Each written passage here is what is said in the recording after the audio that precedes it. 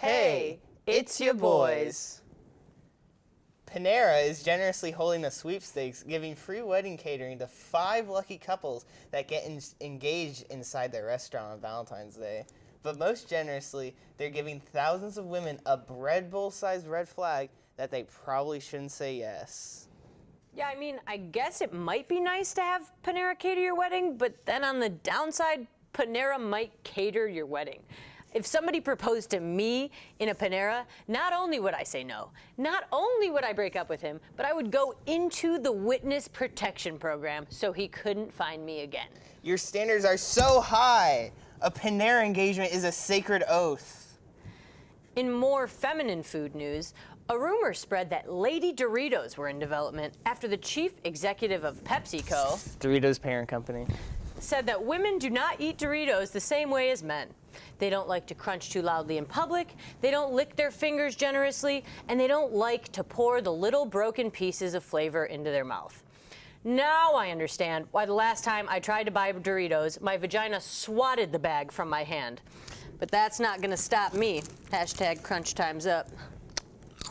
Vanessa Trump faced quite a scare last week when a mysterious white powder was sent to her Manhattan home. This scare was meant to be a sweet surprise, however. It turned into a misunderstanding when someone misread the Trump family Christmas list. In local news, during a guest lecture from a Procter & Gamble company rep, Ross students abused an anonymous open question forum with comical questions surrounding the Tide Pod eating trend, such as, what new flavors of Tide Pod do you have coming out? Or how many Tide Pods a day keeps the doctor away?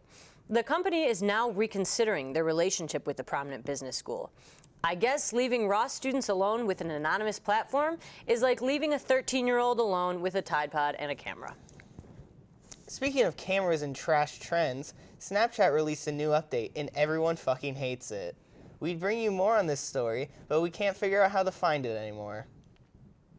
Spirit Airlines is facing some controversy after they allegedly forced a 21-year-old girl to flush her emotional support hamster before a flight. First of all, are emotional support hamsters a thing now? Second of all, who flies Spirit Airlines? Rumor has it the real reason the hamster was flushed was because it was too big and violated Spirit's carry-on regulations.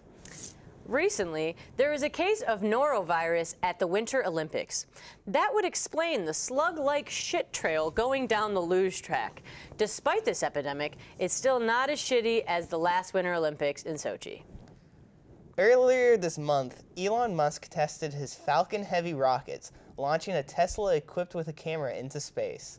Finally, the proof we need to quiet all flat earthers. Or is it? Julian, we are not listening to your conspiracy theories again. Roll a clip! And you can tell it's real because it looks so fake, honestly.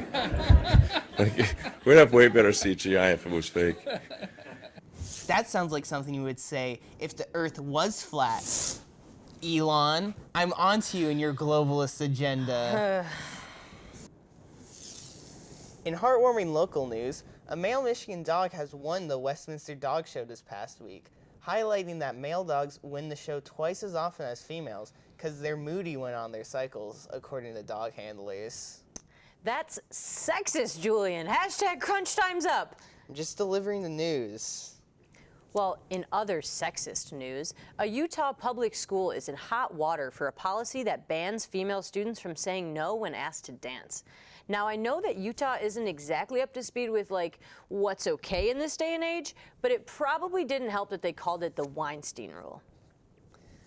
Last week, the head of the EPA said he needs to fly first class because he's being heckled in coach. He also said we live in a toxic environment politically, particularly around the issues of the environment. Well, with all the changes made by Pruitt's EPA, it seems he'd prefer we literally live in a toxic environment. Well, I think that's all we've got today. Back to you, Alex.